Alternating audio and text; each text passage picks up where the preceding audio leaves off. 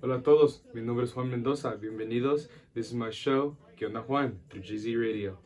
Today I have the honor of interviewing Aurelio Valdez. He's a local activist, artist, and educator coming straight from Everett. Today we talked about what he's been doing in his communities he serves, his projects he has upcoming, and his projects he has out now. You can find him on Spotify, Twitter, Facebook, Instagram, you know the whole deal, at Aurelio Valdez. Once again, I'm Juan Mendoza on the show, ¿Qué onda Juan? Through GZ Radio. Peace. I'm your host, Juan Mendoza, and today for my very first guest, I have none other than Aurelio Valdez himself. Man, he counter race, I'm running it. Flag waving, I'm under it. Crooks are stirring, books are burning. What's occurring? Oppression. I rap my wrongs with no matter wrong. Ain't no quiet song, this a quiet storm. I rap the streets that they ride on. No peace. What's up, Aurelio? How you doing? I'm doing pretty good, Juan. Thank you for having me, man. I'm excited. What's up, man? Me too. You're coming straight out of Everett, born and raised, right? In Everett? Born and raised in South. I was born in Seattle, raised in South Everett. Oh, okay. Currently Gotcha. I'm actually staying in the border between Tequila and Burien right now. That's where I stay at in South King County. It's closer to where I work and where I study at Seattle. So, Dope. Where do you study in Seattle? I study at Seattle Pacific University. That's filthy. So I already know that you're involved in music, you're involved in educating youth, you're involved in activism. But for the people who are watching this and listening to it, explain to us more about like what you're doing in the Latinx community, in the Pacific Northwest community, in the music community. Give us a little bit about that inside information, you know? Yeah, no, for sure. Well, I think the biggest and the earliest accomplishment that I think young folks can just reconsider or just consider it in general is the fact that I graduated high school. And graduating high school, at least for the homies growing up where I'm from and definitely in parts of King County and just overall like the Pacific Northwest, especially like this Puget Sound area from like everything in between from Everett to like Tacoma and Yeah. all them cities. Mhm. It kind of feels like, us Latinos, Latinx folks, like graduating high school is definitely an accomplishment because a lot of our folks, because we come from like rural places in Mexico, all the folks that immigrated from Mexico didn't really get like a high school education, let alone like a lot of education, like middle school and even elementary. So, I think that's for sure like the biggest accomplishment of like first graduating high school and one just being that role model. I think that's like a big thing for like a lot of folks who are in middle school and definitely like the high schoolers too. They're like, yo, school sucks. Am I going to graduate? Is it even worth graduating? What benefits is there to graduating? And so I think that's like the biggest thing right now. What I'm doing, being a teacher, and especially where I work at and where I'm from, it's definitely a big milestone to just graduate high school, graduate, the K through 12 system in the United States, and then another accomplishment is just like being in college. Facts. I'm excited to see like a lot of our own people, be school, continue school. Like, one thing is for sure high school, and that's like for sure appreciated, and it's hard work to do that. Especially our circumstances and our struggles. But then like even attending college, because a lot of our schools are not really that friendly, to our Yeah. people and to suffering people just in general. And so the fact of like, do I want to continue another American institution for the next 4 years? It's a big question, what I'm saying, for Mhm. whether you're doing any kind of like higher education institution, like, community college, 4-year college or university. It's exhausting to be like, yo, do I really want to continue this school? Be with professors that won't understand me. They have a whole PhD of 10 years, but they can't understand you. Exactly. Like, they can't at least attempt to try to understand you. Like, and those are things that kind of like, bother me for sure. Or just be around peers, especially with universities being super inaccessible. Like, there's only a few certain people that can afford it. Yeah. I just got like, personal thing. I just got like an email last night saying that I may not qualify to the scholarship I have right now, and that's like something vulnerable. You feel me? Like it's a lot of anxiety to like, how am I going to pay for school? Am I going to accept these loans? Do I want to be trapped? Will I be trapped? All these questions of like, of just like, uh, just so like being a graduate from high school and then attending college, like those are like for sure like accomplishments that I'll always hold dear, even though I haven't graduated college yet.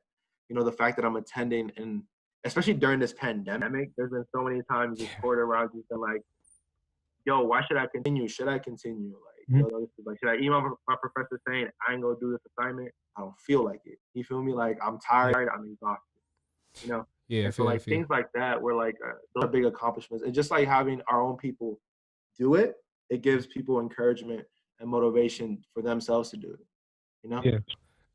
So like that's currently what I'm doing right now, you know? Yeah. I do a lot, but that's kind of like the gist. You feel me? So like you were saying how like these are all like milestones and accomplishments, and like I completely agree, because are you a first generation student for your family? First generation high school student and high school graduate and college attendee.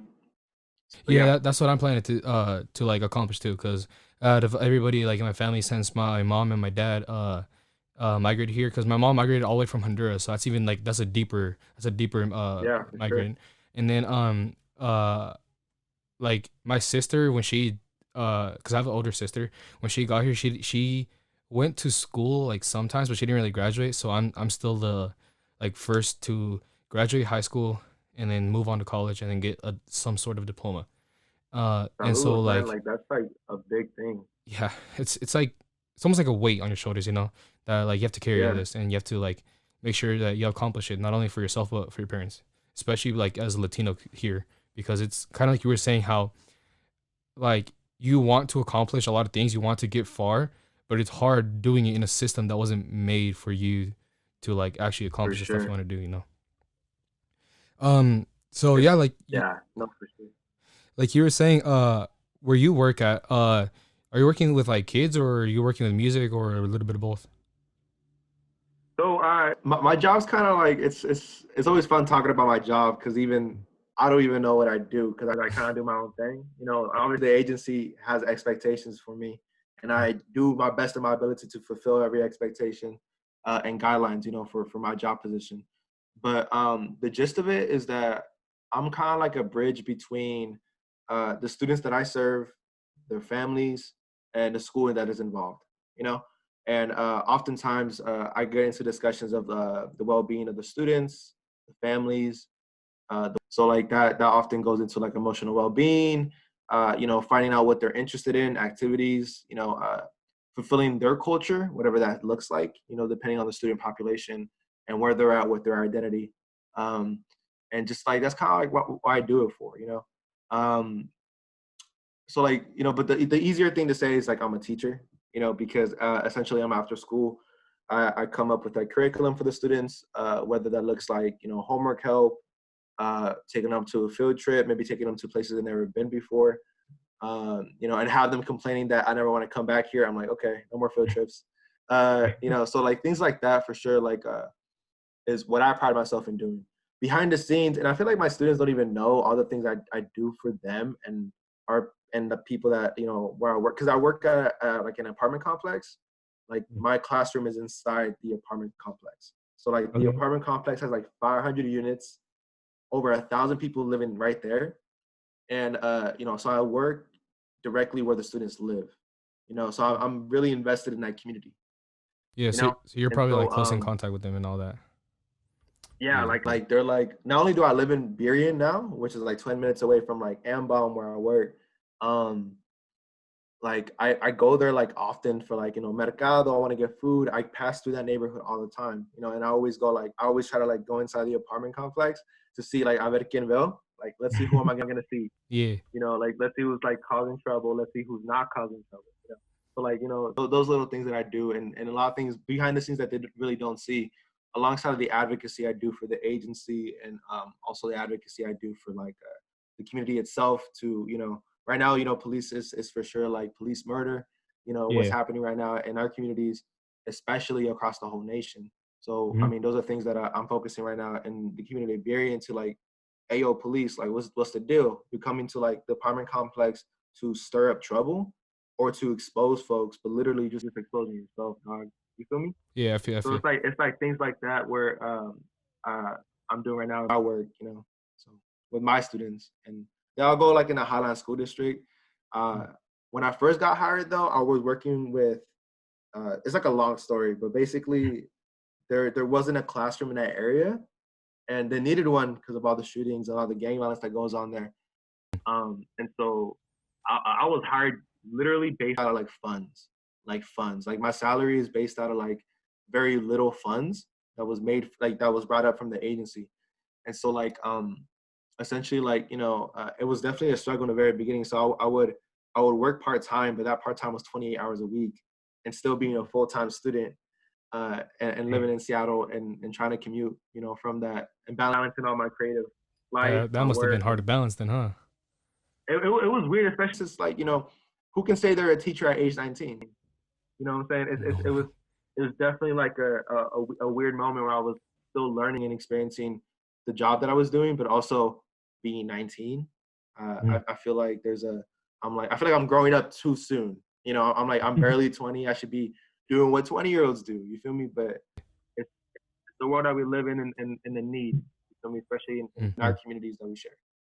No, yeah, and like you said, with only being 20 now and like starting this when you were 19, like you don't really see not only a youth a youth advocate, but like a youth Latino advocate.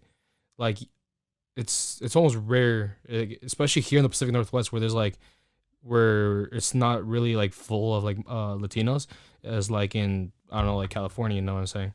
So like seeing that here, sure. like that for sure will cause like a almost like a ripple effect, because other Latinos will see you and be like, oh, like look what Aurelio's doing. Like he's, instead of like, oh, seeing that there's problems here and then like going to move to like a better place and stuff like that, he's like you're staying with them, you know, and like trying to change, kind of like you say, because I was listening to music earlier too, and like I was also hearing how you were saying how in the area where you live in, like Burien or like coming from Everett, like you're tired of seeing like violence like taking over like youth and like especially like us Latinos, like you said, like I was saying earlier. For sure. So that's something that for sure, like I also like agree with strongly with, that like whatever you're doing to educate the students, that's the key for sure. Yeah, it's just yeah. I'm glad you mentioned my music, because I've been making a lot of music during lockdown. I think I recorded maybe 20 plus things. Dang, already? And songs, like full songs, including writing them and recording them and performing them, like in You're doing them home, past 2 months. or do you have like a studio? Are you doing that from home, or do you have a studio you go to? Nah, it varies. I mean, with my personal music and the collaborations that I'm doing, I have a studio that I go to in Federal Way from a friend of mine. But a lot of the music that I've been making recently has been with friends, you know, over there in Everett, and connecting with those folks. It's crazy because like all the songs that I have right now, like on my Spotify, like they're really like, I mean, obviously in the moment, like I was like really into them. Now, like I'm really not. Like I feel like all my music that I release doesn't hold up to what I'm making right now, and will release, you know, within this month, like tomorrow, like, you know, in June and July too. You know, so it's just, I'm really excited for it. Like really excited for it.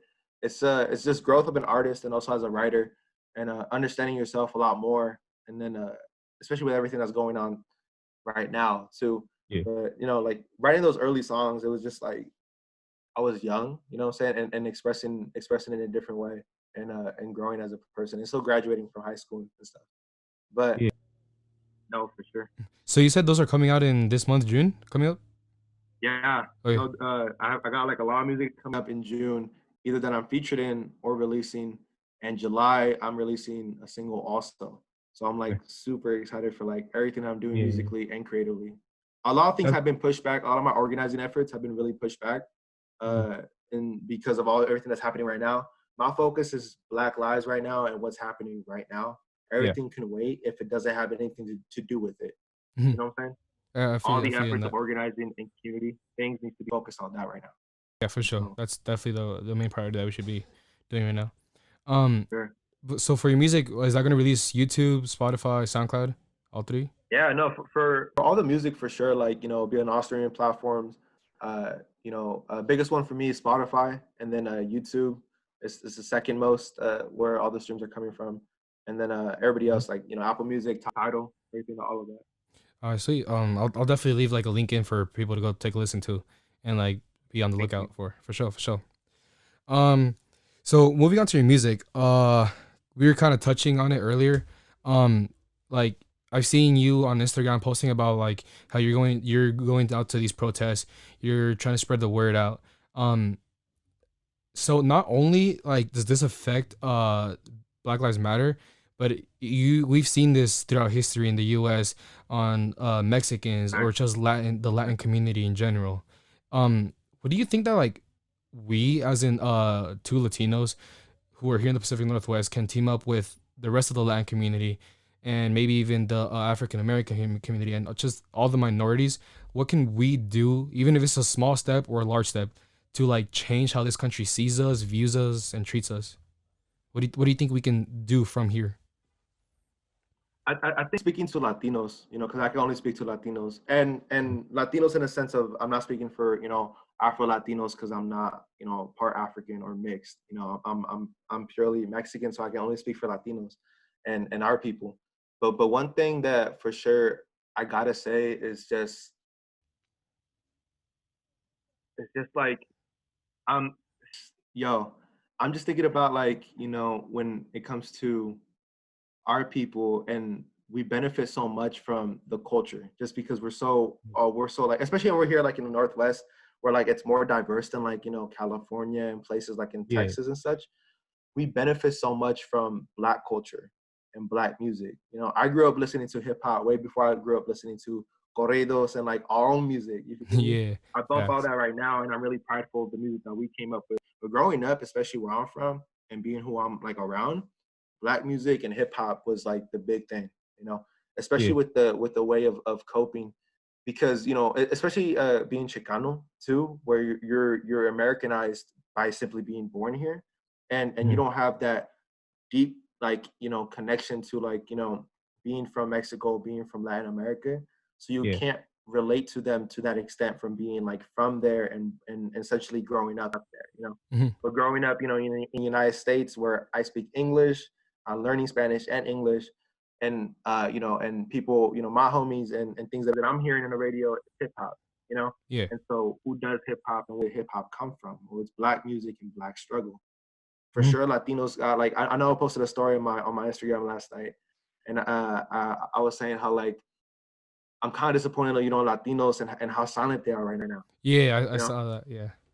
and so it's like and silent doesn't just mean like speak about it on social media because you don't say nothing when you're posting. You feel Yeah. me? It's It's you're all. purely posting it. Yeah. You think about it, you reflect on it.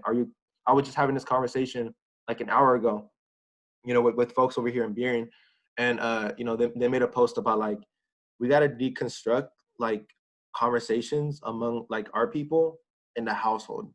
We're over here like calling out white folks. We're over here calling out like a lot of like injustices to people on social media, to maybe people like that maybe we go to school with, all of that. But we are so shook that we can't even have these conversations in la mesa. You feel me? Like eating Yeah. at the table, talking Yeah. to our family, talking to our extended family because us Mhm. families that's big. You feel me? It Yeah. doesn't just mean For mom, sure. dad, and siblings. It means It's a whole los connection. primos, los abuelos, los tías, los tíos. You feel me? Like it's all of Yeah. that. And it's speaking for myself. I got my own family that's the N word. You feel me? And I gotta have those conversations. You know. And I know like I relate to a lot of our own people. So it's simply having those conversations in the house. You know what I'm saying? Because these type of conversations that are not happening are reasons why things like yesterday are happening. In the Yeah. sense of like our people. Especially I'm seeing this with my own family, but they're one and I have a lot of sympathy for my family and like and our people because like I've just mentioned way earlier, like we come from like a space that we weren't really educated. We were really like offered that kind of like Mhm. understanding and like and trying to like figure out and reflect. We really didn't have time to reflect on these kind of conversations or even think about these kind of things because we were caught up doing our own thing, trying to survive, trying to come up and try to bring our family a better life. You feel me? For sure. So I understand that in a sense, but now as responsibilities of like us being, the descendants of our families, we've got the responsibility to speak up and to Mhm. talk about that, and express that. And not only talk about that too, because talking about it is, if that's all you can do, I respect it for sure. Like I get everybody's situation is different, But if you have the opportunity, like I'm living really well right now. Yeah. You feel me? I grew up suffering, and it took a long time and hard work to be where I'm at right now. But right now, like I got a salary, I got a place, I'm happy, I'm chilling, I got decent grades. You feel me? Like I got so much privilege that I'm aware of. Now it's my turn to go protest and go fight and to not shut up about these type of things. Yeah. You know, I have not shut up about it. It doesn't matter who I'm talking to, I'm constantly talking about it. You know? Yeah. And it's just super important because, you know, this type of conversation needs to be happening in order for things to change among our own people. You know? But also understanding we can't approach it like I'm very militant, I'm very aggressive, as you can see, like you know, this interview, you know, saying how it's going. And so like maybe sometimes my approach isn't always maybe the best way to talk to some people because everybody's different and how they handle you know, conversations and how they understand and reflect things, right? Yeah. But anyway, like that I'm just maybe I'm getting way too into it, but no, you're like good. the thing. So I forgot the other part of your question, so I apologize, but definitely for like, you know, answering what Latinos can do right now, for sure. Yeah. I definitely agree with that too. You mentioned about music, right? So something that it was like I think I got like too caught up, but you were asking like as far as like artists, Latino artists in music and what they could do right now? Or... Oh yeah. Like, okay, so for example, you use your music, right, to like express how you feel, express like what you've seen, your opinions on like certain topics. With your music that you're releasing, like the next month, are you talking about any of the like recent problems that have been like upcoming, or like? To be fair, with the recent protests this week, I have not written like any new material. You know what I'm saying? Yeah, it makes sense. I mean, it's all fresh too. But it was crazy. But it's really crazy though, because I was literally at the studio on Thursday, like Thursday of this week, right? Oh, right when it happened. And I was recording a song that I'm working on that will be on my EP released in fall, and the first single for that EP will be released in July. But one of the songs on the EP, its temporary name is Juice because I don't really know the full name for it yet. I haven't really come up with it, but let's just call it Juice for right now. All right. Juice, you know, it's produced by, you know, my roommate, my cousin Malanik, who produced my most popular song as of right now, Ep.1, which is like the top song that I have right now. But this song is just like, you know, the hook is kind of like, you know, it talks about, the hook is just like rise up and then rise up, you know, and it kind of does that, and it's crazy. I'm hearing it, and then when I was making the song and trying to implement skits and talk about the material, what I'm talking about, it like I was re-recording it, and I already made the song like 2 months ago. I was re-recording and I was thinking like, yo, this is crazy how this song literally is so reflective of right now. You know, it's like a reflection of the time right now. It's a trip how like things like that kind of end up being and how it turns out, you know. It's like, you know, I have like a strong belief system in how the universe works, you know, and I'm pretty religious in ways that are weird to our family, you know, in the sense of like I'm pretty spiritual in how I think and express. But those things are not accidents, you know, like, and definitely in a world this weird, in this universe that's so weird, those things are not accidental. So yeah, like kind of like you were saying, how that's weird and crazy, and like it's not an accident that you made a song 2 months ago that's still relevant to this day, because not only has this been happening this year, it's been happening last year, year before that, it's been happening since what, like as long as we can remember, like as long as things been recorded, that's how long it's been going on for sure. Well, yeah. Now I wanted to just switch gears, switch topics. So I was doing a little research, right? I was on YouTube, you know, just listening to some Aurelio music. And I was watching a video of Aurelio Valdez, The Making of Aguila. And where you mentioned how 34% of Everett is Latino, so that's like a whole third of it.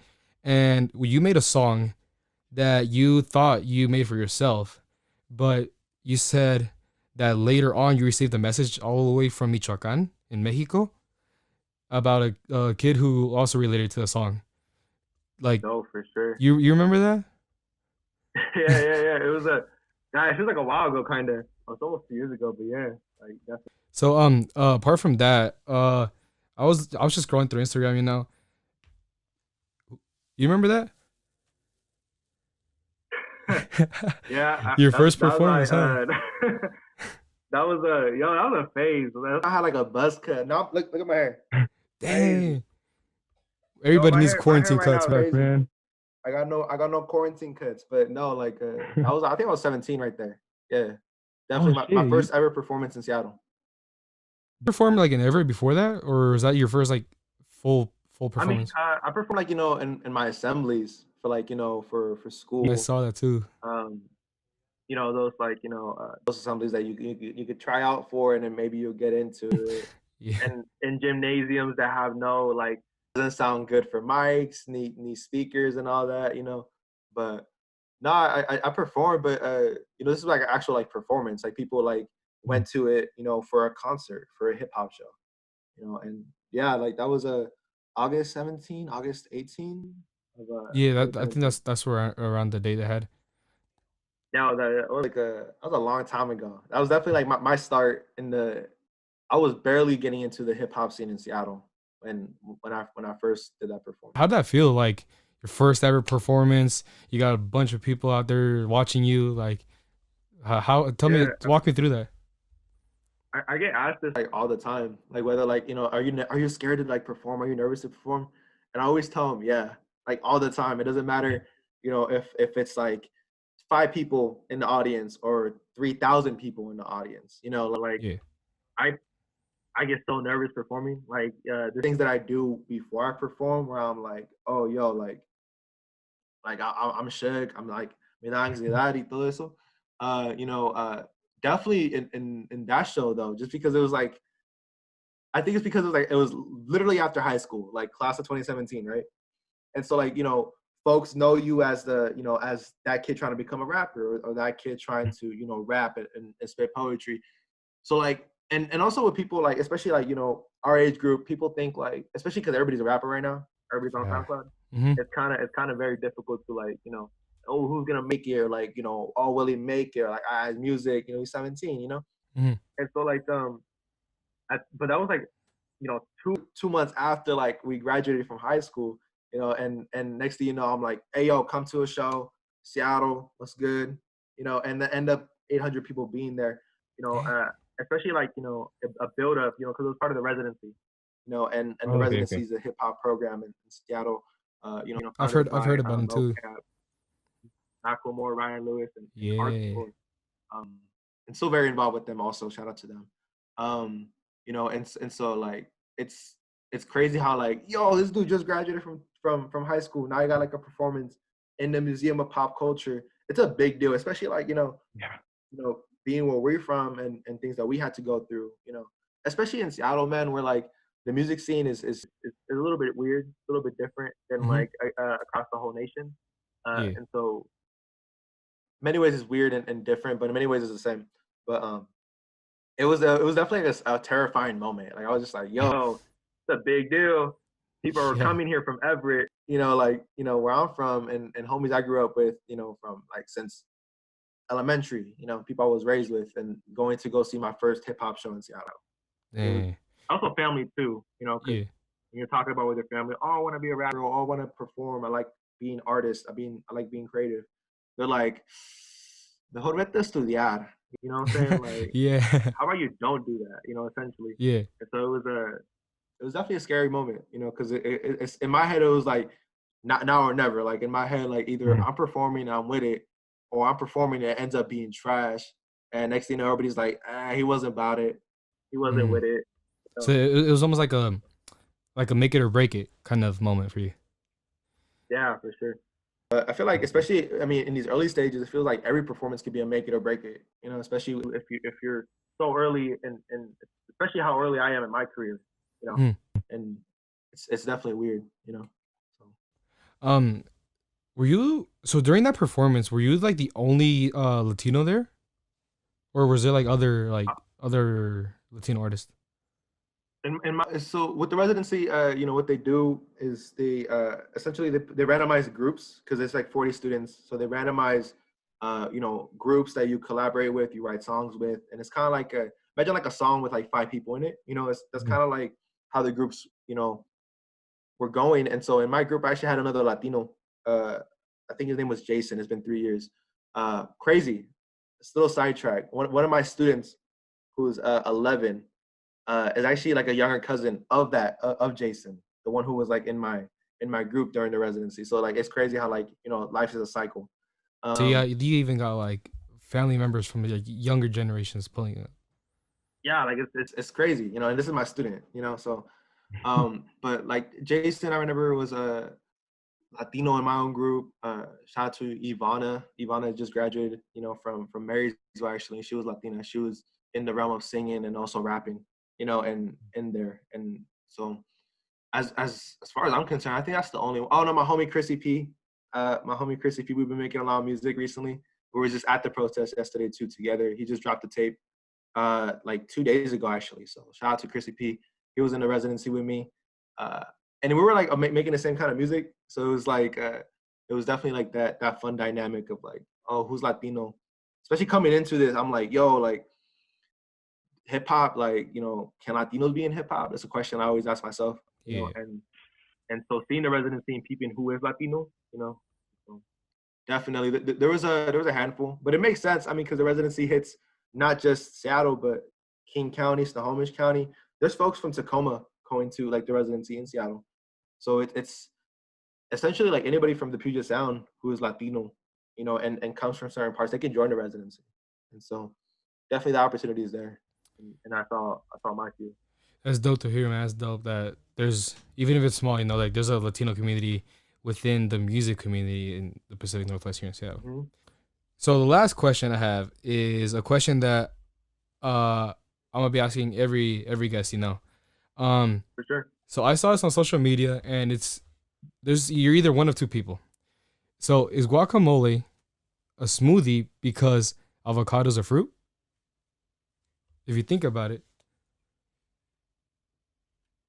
Wait, do folks actually like drink like smoothies with avocados in them? I have no clue. I'm not gonna do that, but like, is it? Would you consider it a smoothie?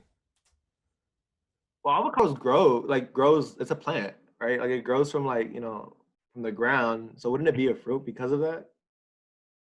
Fruit in general, because just the seed it has. Because I mean, in order to be a fruit, it needs a seed. Yeah. Right. Wait. What is a seed? The avocado. Yeah, it's the one in the middle. So because it has that. Yeah. Yo, I'm tripping. I did not know that. I didn't know it was a seed. I didn't know like avocados grow from that. Yeah, that's where it grows from. No. Yo, I'm tripping now. Hey, yo, that's funny. That's funny. Special thanks to our guest today, Aurelio Valdez. Catch him on SoundCloud, Spotify, Facebook, Instagram at Aurelio X Valdez. Make sure to listen to his music. He has a documentary up, and there's just a lot to learn from him. This has been the first episode of ¿Qué onda, Juan? Through GZ Radio. There's going to be definitely more coming up. Stay tuned and follow us on Instagram at GZ Radio.